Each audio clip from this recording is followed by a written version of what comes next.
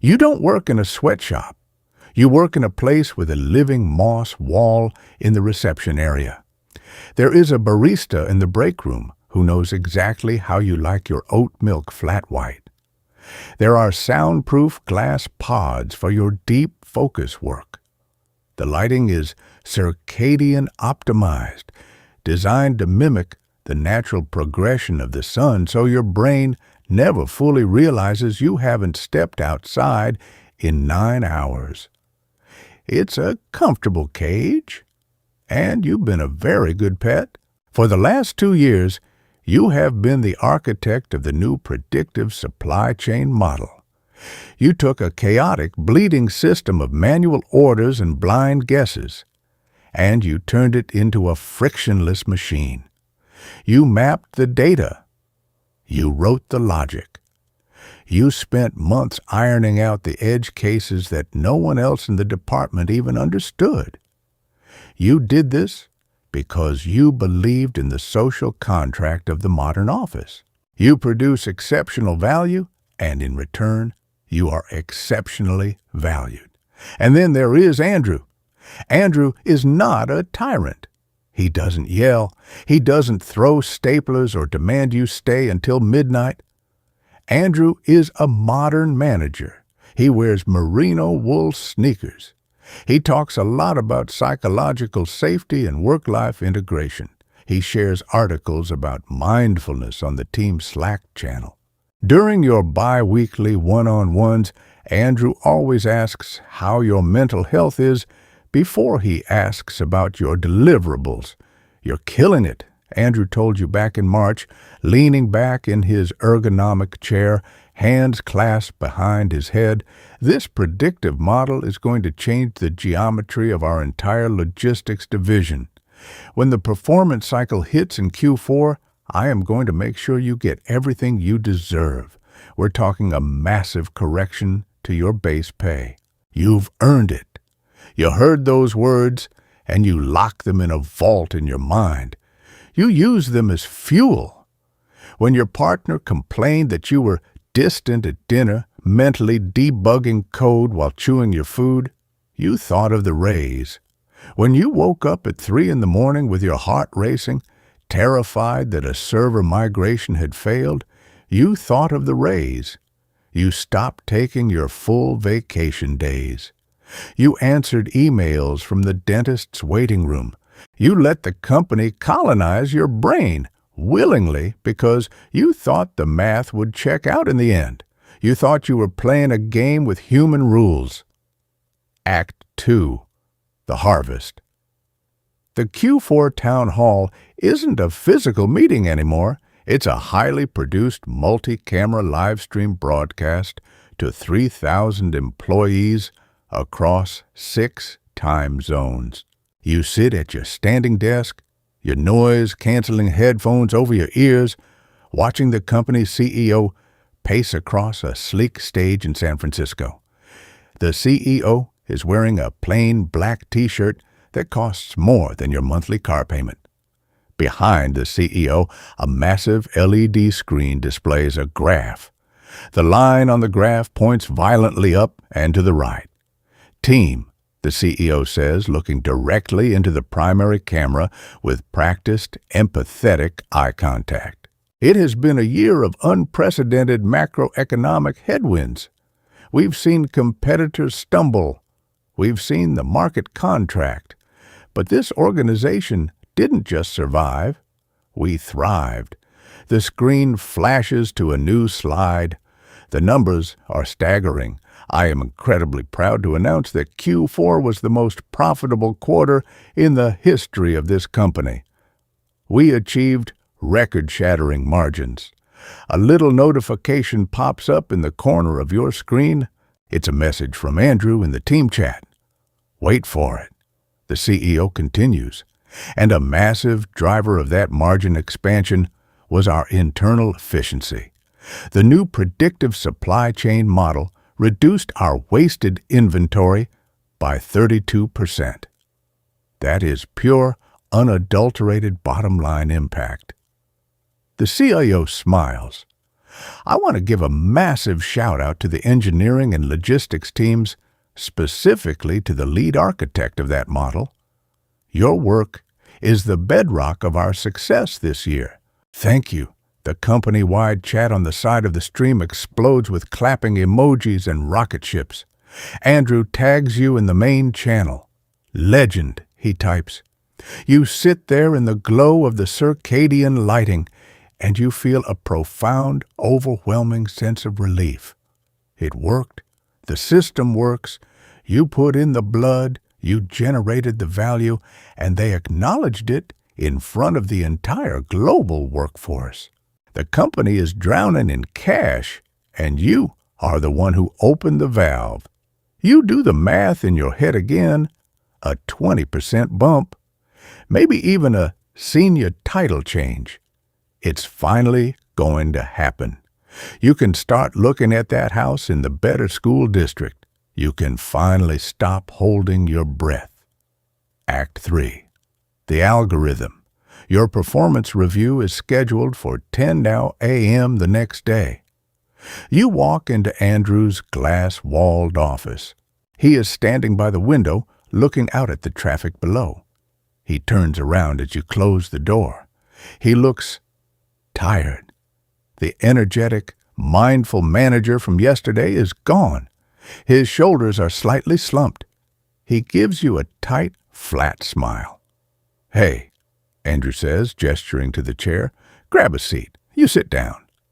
You feel a tiny, microscopic prickle of unease at the back of your neck. The energy in the room is wrong. It doesn't feel like a celebration. It feels like a hospital waiting room. Andrew sits down behind his desk. He opens his laptop. He doesn't look at you. He looks at the screen. "So," Andrew begins, his voice devoid of its usual melodic enthusiasm, "yesterday was huge. The CEO calling you out like that? Incredible visibility for you. Really, really great stuff." "Thanks, Andrew," you say carefully. "It felt good to get it over the finish line." The numbers speak for themselves. "They do," Andrew says. He nods slowly, still staring at his screen. "They absolutely do. You delivered exactly what you promised." He stops. The silence stretches. You hear the faint, muffled sound of someone laughing out by the coffee machine. You hear the whisper of the ventilation system. "Andrew," you say, breaking the silence, "we talked about the compensation adjustment for this cycle. Considering the margins we just announced, I assume we're good to move forward with the correction." Andrew finally looks up. His eyes are hollow. He doesn't look like a boss. He looks like a hostage. He takes a deep breath, and then, slowly, he turns his laptop around so the screen faces you. It's an HR dashboard. The interface is sterile, corporate blue, and blinding white.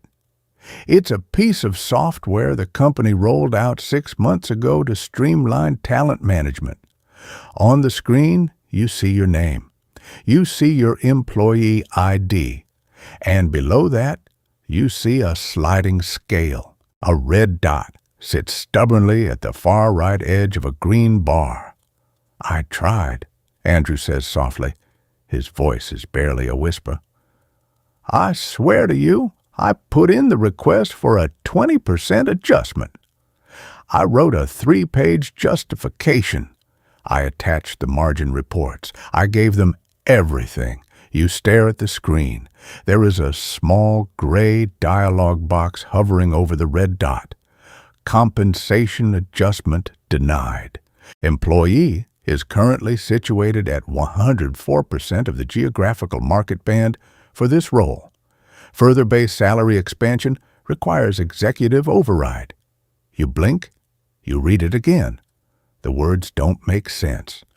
"What is this?" you ask, pointing at the screen.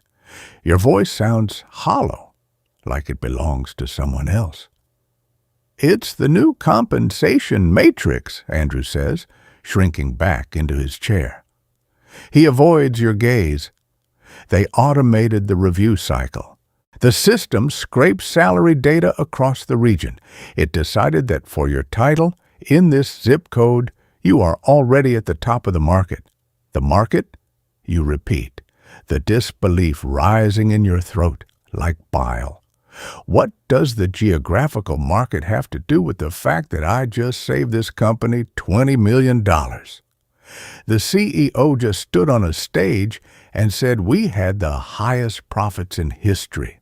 I know, Andrew pleads, raising his hands in a pathetic gesture of surrender. I know, it's completely disconnected from performance. It's purely demographic data. So, override it, you demand? Leaning forward, you're my manager. Tell HR the system is wrong. Tell them I generated the value. Andrew shakes his head. The look on his face is pure, unadulterated cowardice. I can't, he says. HR doesn't manage the system anymore. It's handled by a third-party algorithmic firm. To get an executive override, I would have to take it to the regional VP, and the VP has already issued a blanket directive. Trust the data. No exceptions. The air leaves your lungs. You look at Andrew.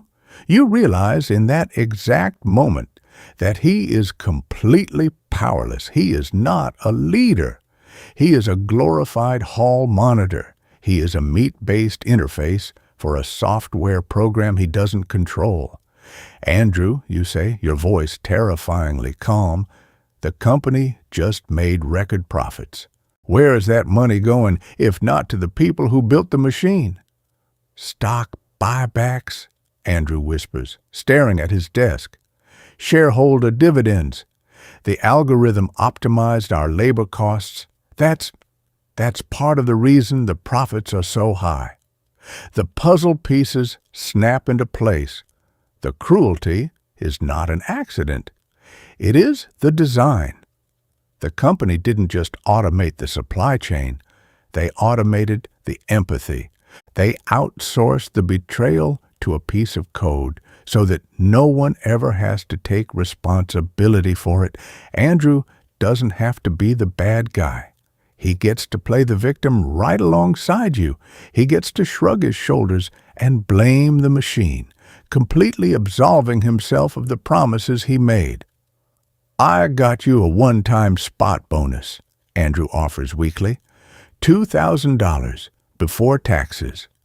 It's all the system would let me allocate without triggering an audit. $2,000 for 18 months of your life. For missing your own anniversary, for grinding your teeth down to the dentin in your sleep, for making the executives millions. You look at the red dot on the screen, the unfeeling, mathematical wall between you and the life you worked for. You realize you cannot argue with a dashboard. You cannot reason with a piece of code that has been programmed to view your ambition as an unacceptable variable. Act 4. The ghost ship. You stand up. You don't yell. You don't flip the desk. There is no catharsis here. There is only a deep, freezing realization of where you actually are. Okay? You say quietly. Andrew looks up, startled by your calm. Okay? Look, I promise next year we can try to reevaluate your title so we can shift you into a new market band. I have to get back to work, you say, cutting him off. You walk out of the glass office. The door clicks shut behind you. You walk back to your desk. The living moss wall looks artificial now.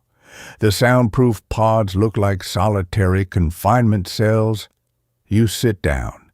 You put your noise-canceling headphones over your ears, plunging yourself into complete artificial silence.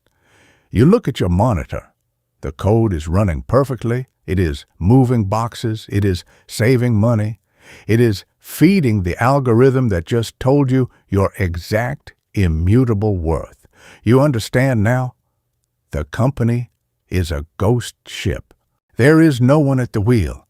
The human beings, the CEOs, the Andrews, the HR reps, they are just passengers. The machine is driving, and the machine does not care how hard you row. It will extract your intelligence. It will codify your late nights, and when you ask for your share, it will simply output an error message. You place your hands on the keyboard. You are at the top of your market band. There is nowhere left to climb. There is nothing left to do but sit in the dark and keep the servers running. The screens eventually go to sleep, but the system never stops running. If you've ever sat across from a manager who blamed a spreadsheet for breaking a promise, if you've ever realized that the record profits were squeezed directly out of your stagnant paycheck, you know this isn't fiction. This is the modern trap. They replace the tyrant boss with an algorithm because a computer doesn't feel guilt when it starves you out. Don't let them convince you that your worth is a red dot on a screen. The only way to survive the ghost ship is to realize you're on it. Drop a comment below if a screen ever told you that you were at the top of your band. Subscribe to join the few who actually see the code. Stay awake. I'll see you in the next shift.